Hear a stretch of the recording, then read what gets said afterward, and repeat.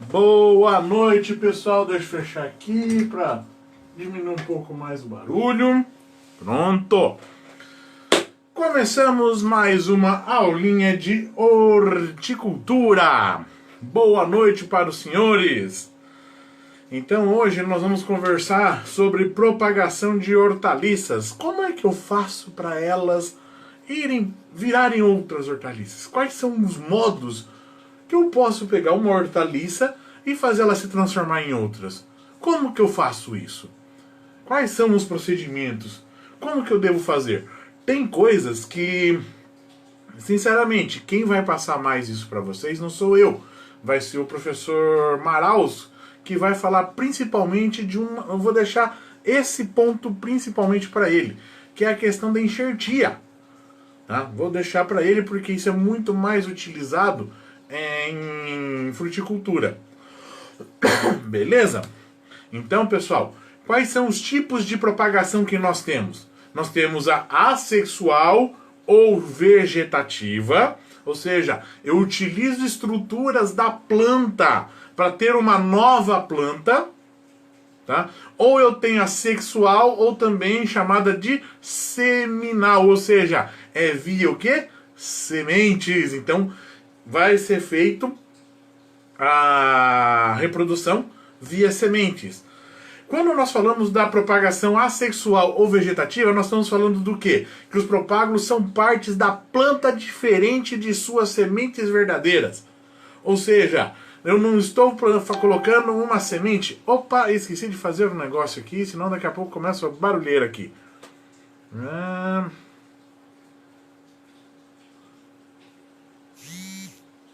Pronto. Voltando de novo, então, os propágulos na propagação assexual ou vegetativas, elas são partes da planta e não as sementes verdadeiras. Exemplo que nós temos é couve. Couve, eu posso plantar uma parte axial dela que não é a semente e eu vou ter o quê? Eu vou ter um pé de couve. Outro modo que eu posso ter, pessoal, é eu plantar um bulbo de cebola e eu ter o quê? Uma cebola completa depois de um certo tempo, claro, que com todos os processos, vernalização, entre outras coisas. Em geral, cultivares de plantas em propagação vegetativa são o quê? Clones. Ou seja, todas são iguais. Qual que é o grande problema para isso? Eu tenho muito clone, eu vou ter o quê? Uma doença me ataca aquela região, que a minha planta é muito suscetível. Vocês já podem imaginar o que vai acontecer com a minha cultura, né? Então, pessoal, isso é uma coisa que nós vamos ter que sempre estar tomando muito cuidado.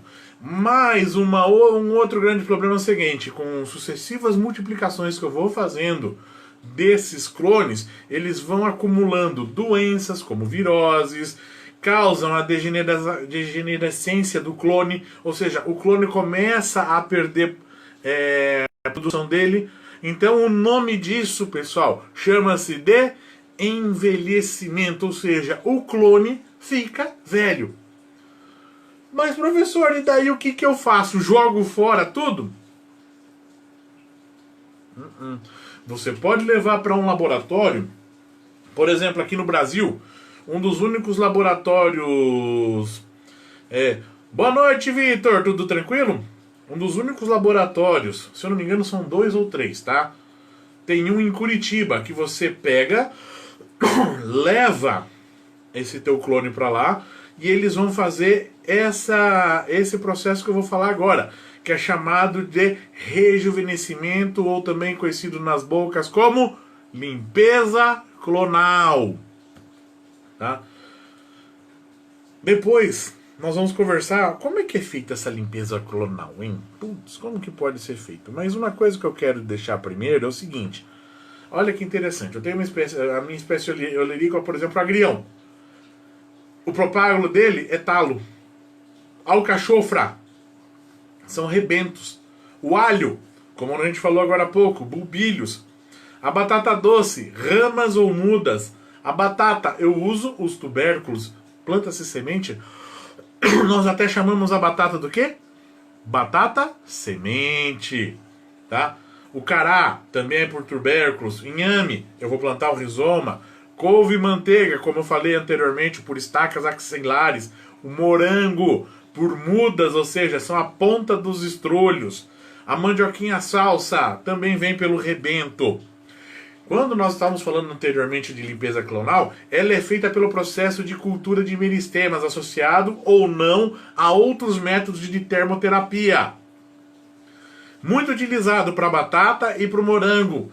Executada com sucesso também em alcachofra, alho, mandioquinha salsa e batata doce. Aí vem um problema. Eu vou fazer limpeza clonal em batata doce? Boa noite, Leonardo! Tudo tranquilo com o senhor? Vou fazer limpeza clonal em alcachofra. Vocês estão entendendo? O custo é muito grande. No Brasil, não é feito comercialmente. Pô, professor, mas o senhor acabou de falar que tem 3 empresas que fazem. Essas 3 empresas pegam esse material propagativo e mandam, sabe para onde? Pro Chile. Boa noite, Guilherme. Lá chegando no Chile, o que o pessoal faz? Pega um pedaço da sua folha, transforma ela num calo. Tá? Lembra o que é um calo? Vocês lembram o que era um calo ou não? O que é um calo? Eu vou transformar aquela folha em células parenquimáticas, ou seja, células que ainda não sabem o que vão ser quando crescer. Isso daí chama-se de calo. Então ele vai formar essa calosidade. O que eu vou fazendo? Deixa eu fazer aqui.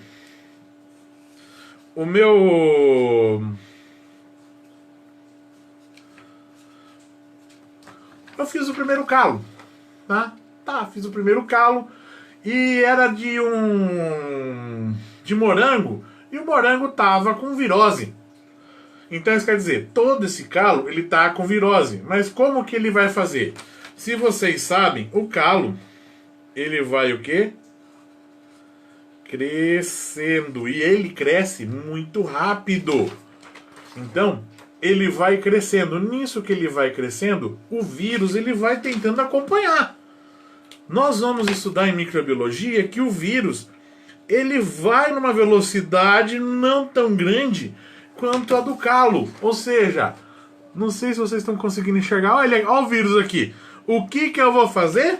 Eu vou simplesmente vir e vou fazer um corte nessa posição aqui, que eu já vou mostrar para vocês. Só que olha o que aconteceu. Eu fiz o corte, mas olha quem veio junto aqui, ó. Olha quem veio junto, ó. Um vírus. Então o que eu faço? Eu vou pegar esse calo, vou colocar em outra placa.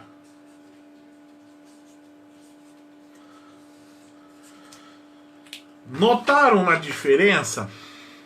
Olha a quantidade de vírus que eu tinha, olha a quantidade de vírus que eu tenho agora. Somente um. Eu tinha muito vírus. Ou seja, esses aqui, a quantidade de vírus vão ser menores. Então o que vai acontecer? Olá, Guilherme. Olá, Rodrigo. Boa noite. O que vai acontecer com a minha planta? O que vai acontecer com esse meu calo? Fazendo ele de novo aqui.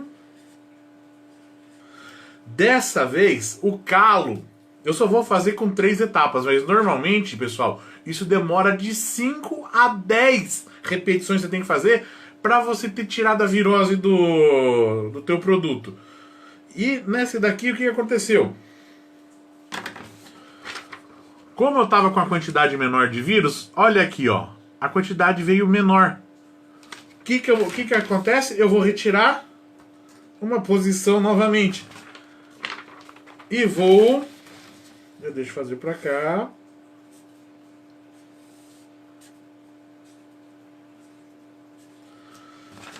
E vou colocar em um outro recipiente para a formação de novos calos. Só que vocês notaram o que aconteceu? Aqui, ó, notaram que o meu corte foi e eu não peguei nenhum vírus? O que vai acontecer com esses calos aqui? Não vão ter vírus. Nisso que não vão ter vírus, eu simplesmente vou pegar esses calos, vou colocar dentro de tubos e vou transformar novamente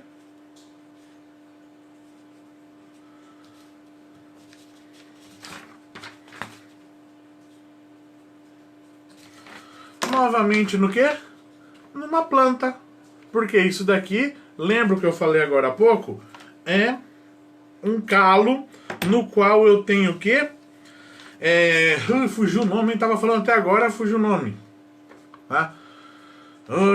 Que o Vitor não me ouça. Célula parenquimática. Então eu tenho células parenquimáticas aqui. Então, até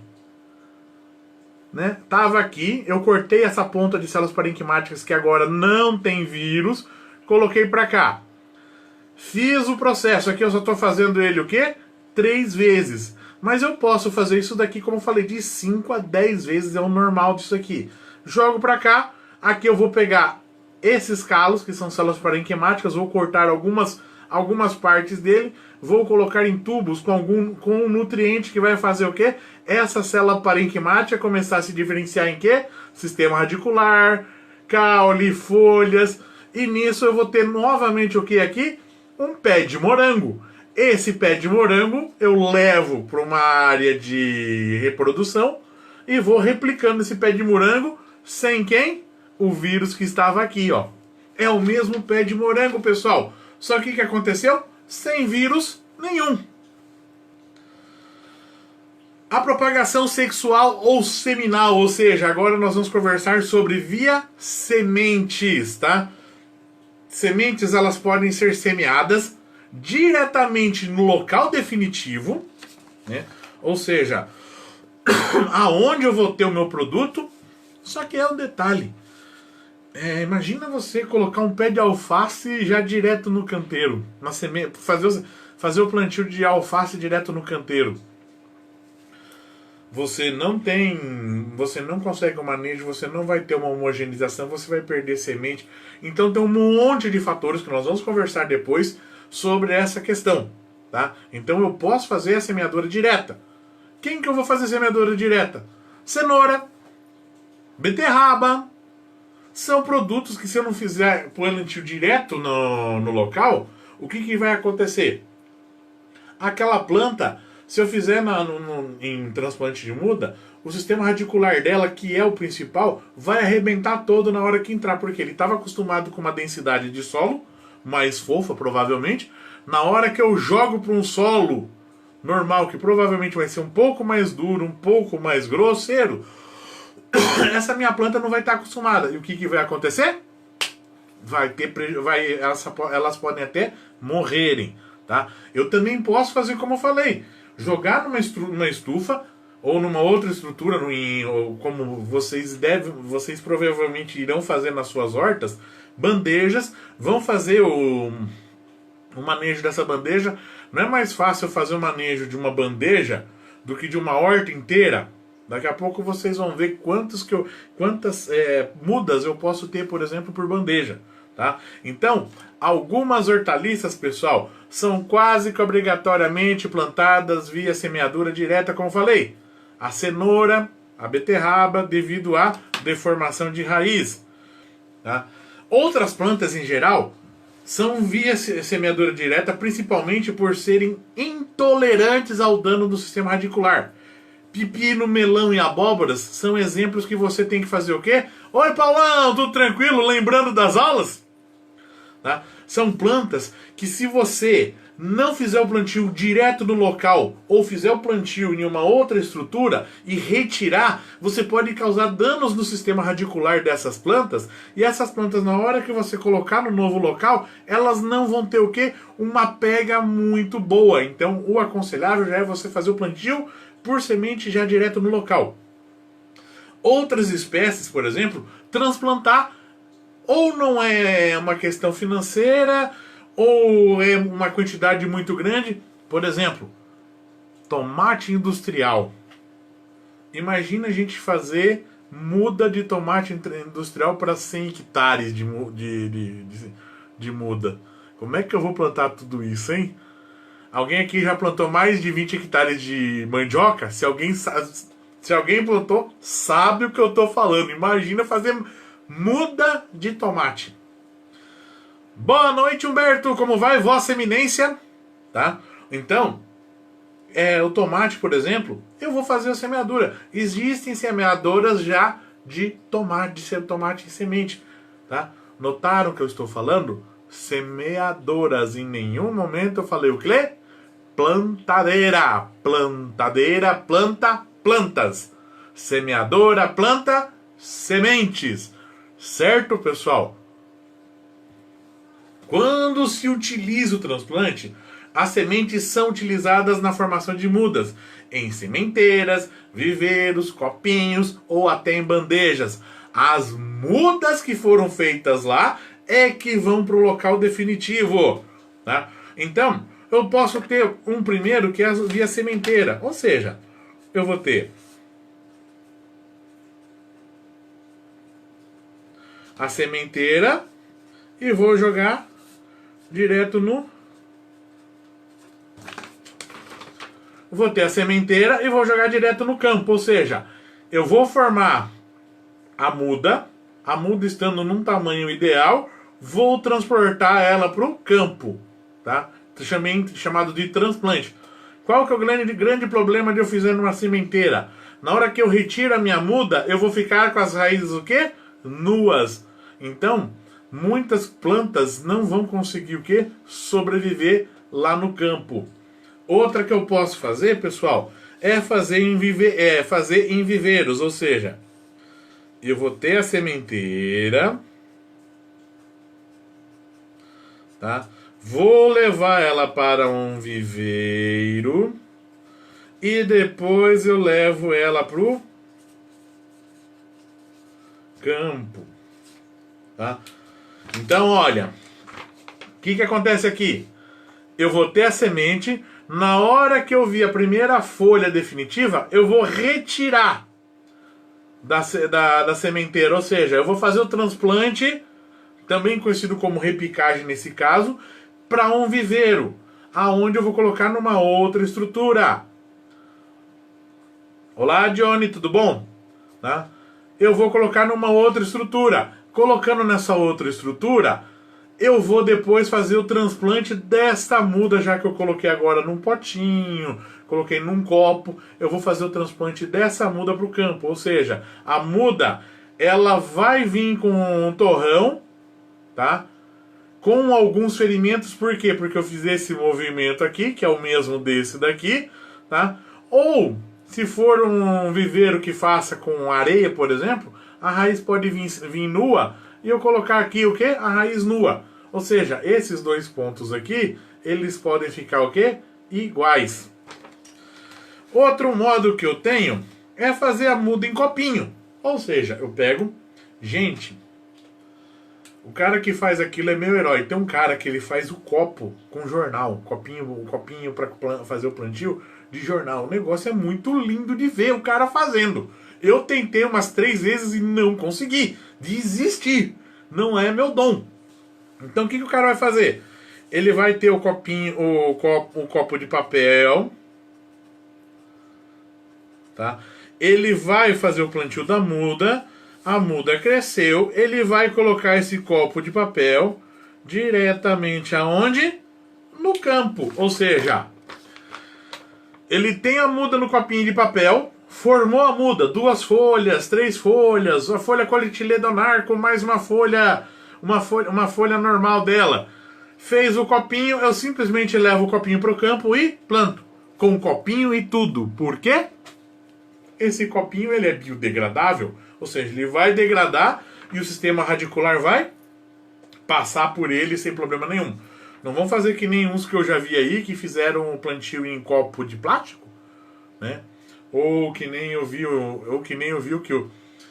que o cara que não me ouça que eu vou falar agora. Eu cheguei numa propriedade, o cara tinha plantado uma árvore com um saquinho plástico. E a árvore não ia pra frente. Eu não tava sabendo, a árvore tava amarela. Não ia pra frente. O que eu faço com essa minha árvore? Eu olhei, puxou, na hora que eu vi, sabe quando vem aquele pensamento? Eu não acredito que o cara fez aquilo. Cheguei, primeira coisa que eu fiz foi o quê? Peguei a árvore e puxei. Na hora que eu puxei, veio com o saquinho. Tirei o saquinho, voltei de novo, juntei um pouco mais de terra e falei, agora ela vai, tá? Ou seja, o sistema radicular não conseguia passar pelo saquinho, ou passava só em alguns buraquinhos que tinham. Isso daí não era o suficiente para que conseguisse o quê? Fazer a retirada de nutrientes do solo. E a planta não ia para frente. Pinho. Opa, boa noite, Andressa. Boa noite, Dalvino. Desculpa o tombo que tomou agora. Deu uma chacoalhada na luz aqui, mas ainda bem que a gente não perdeu a conexão, tá bom? Então, pessoal, fez no copinho de plástico? Por favor, quebrem o copinho de plástico ou tirem o torrão com a muda de dentro do copinho para colocar. Não estão usando não, né? Oi, pessoal. Continuamos em pé, não? Boa noite, Dalvino. Mudas em bandeja é o que mais a gente utiliza, pessoal. Então, o que acontece? Eu vou ter uma bandeja. Normalmente essa bandeja pode ser ela pode ser de isopor ou hoje em dia de plástico, tá? Eu vou colocar um solo.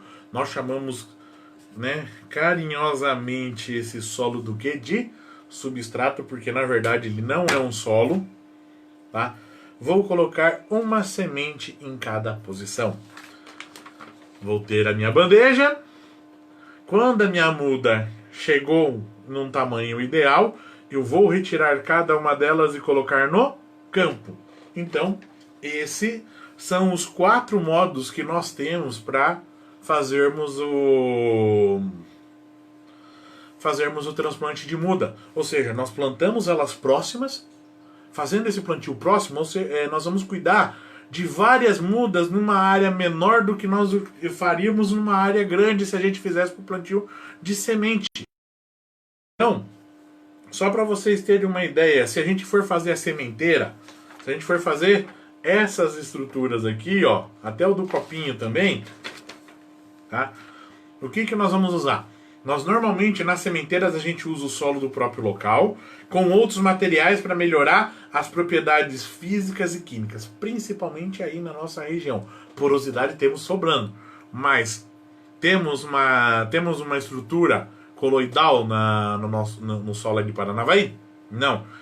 Tem muito nutriente? Não.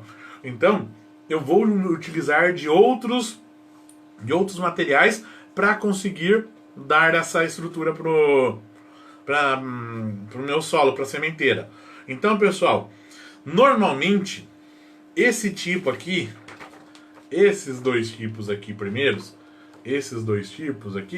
eles normalmente são utilizados por agricultores que são avesso a inovações tecnológicas. Ou seja, quando vocês forem no produtor rural e vocês forem falar, como é que você faz? Eu faço ali naquela sementeira e depois eu levo para minha horta. Gente, esse vai dar trabalho para vocês, tá?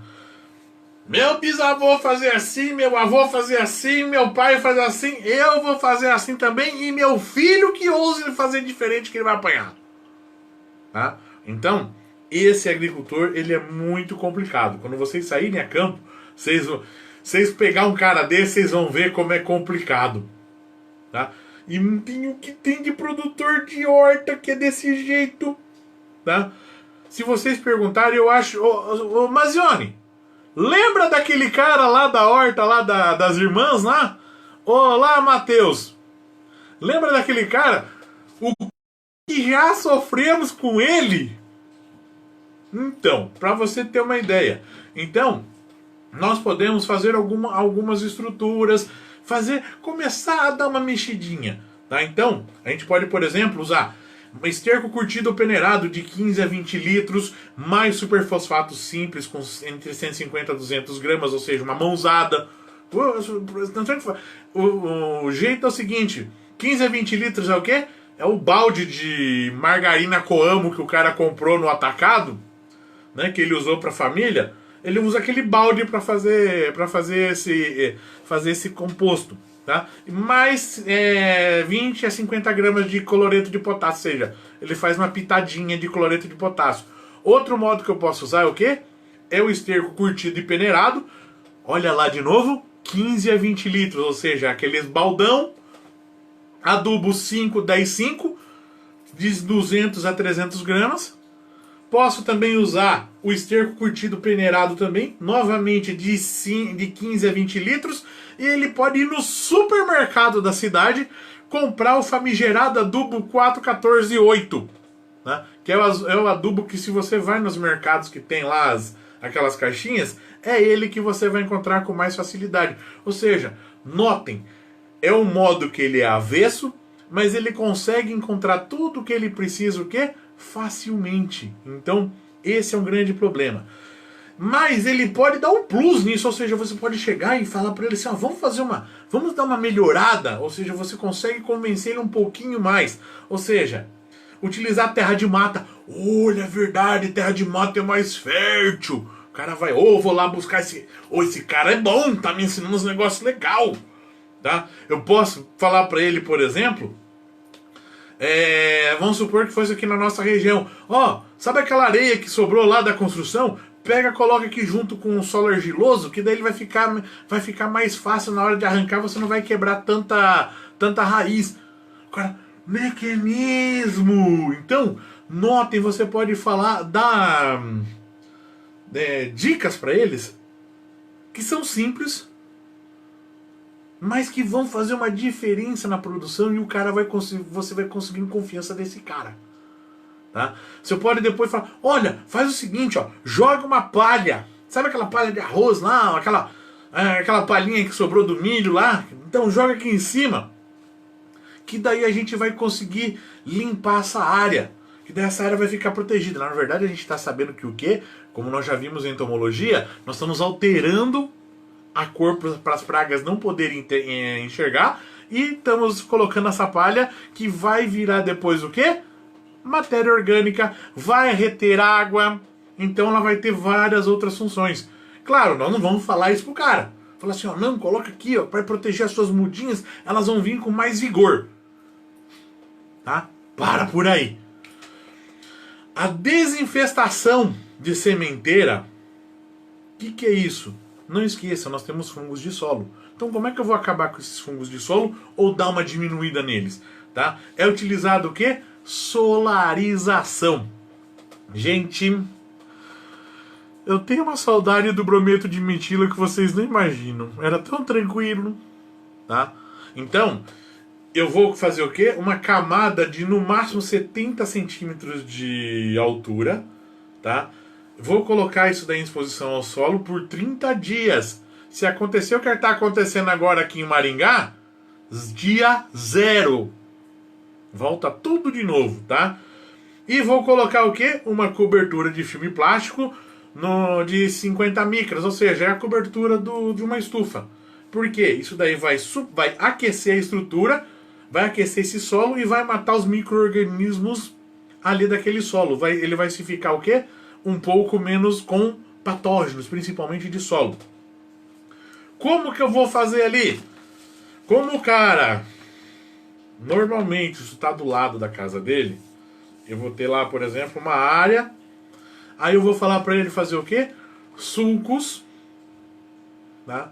Ele pode utilizar uma ripa, tá? Ou um ancinho, que daí tem aqueles pontinhos, ou você monta para ele uma ripa, na ponta você faz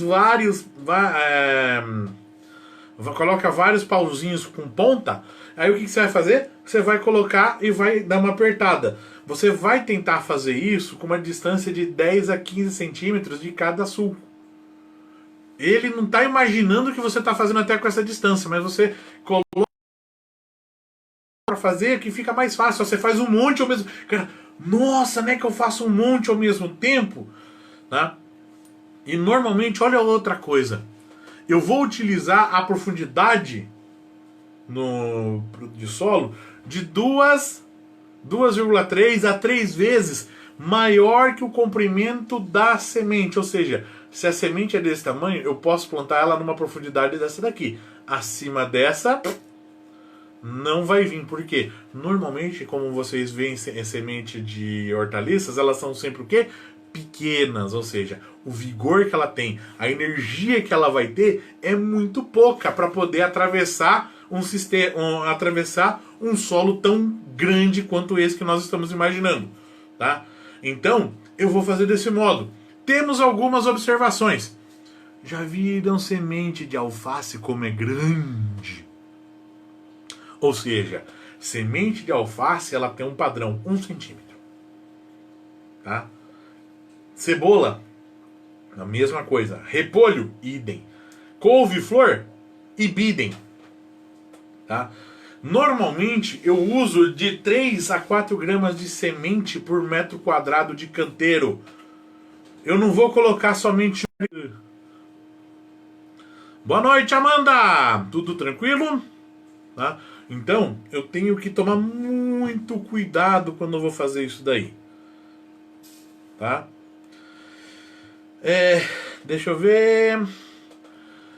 Na próxima aula, que é a semana que vem, nós vamos continuar falando sobre isso e vamos falar principalmente na questão de viveiros, tá? Que eles são utilizados, por exemplo, para alguns tipos de espécie, como tomate, brassicas.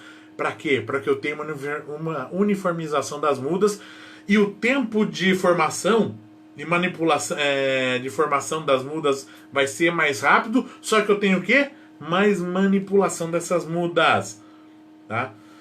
E daí nós vamos conversar sobre o que tipo de recipiente que a gente pode ter. Nós podemos usar, como eu falei, o saco de polietileno ou os copos de plástico ou de papel, como eu já falei, tá? As vantagens que nós vamos ter nisso daí é o quê? Menos desbaste, aproveitamento de semente, ou seja, eu não preciso colocar 3, 4 sementes, coloco 1, 2.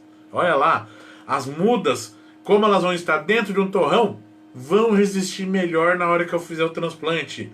Menor tempo para formação de mudas, mas qual que é a grande desvantagem? Imagina você ficar cuidando de copinhos. É muito trabalhoso, tá bom? Então, pessoal, nós começamos a falar em viveiros, tá? Vamos conversar sobre bandejas. Uma coisa muito legal, eu gostaria, se vocês puderem, pesquisa o que é poda aérea, tá? E nós vamos conversar daí sobre isso daí, para finalizar a questão das propagações de hortaliças, tá bom, pessoal? Muito obrigado pelo dia de hoje. Essa chuvinha abençoada veio pra gente aqui nos ajudar, que a gente consiga fazer tudo que a gente precisa nesse tempo que nós estamos aqui em quarentena. Espero que logo, logo, estou com uma saudade de encontrar vocês dentro de sala de aula, dar bronca em vocês. É um silêncio aqui, né? Eu fico num silêncio, isso daqui dá uma saudade grande de vocês. E também, como eu já falei pra vocês, né? Tô com uma saudade daquela pizza de calabresa da cantina que vocês não imaginam. Tá bom, pessoal? Muito obrigado pela presença de vocês aqui nessa aula. Muito obrigado pela paciência que vocês estão tendo, tá? Eu sei que vocês estão tendo paciência porque vocês sabem de tudo que nós estamos passando. Tá bom? Muito obrigado, pessoal. Boa noite e fiquem com Deus.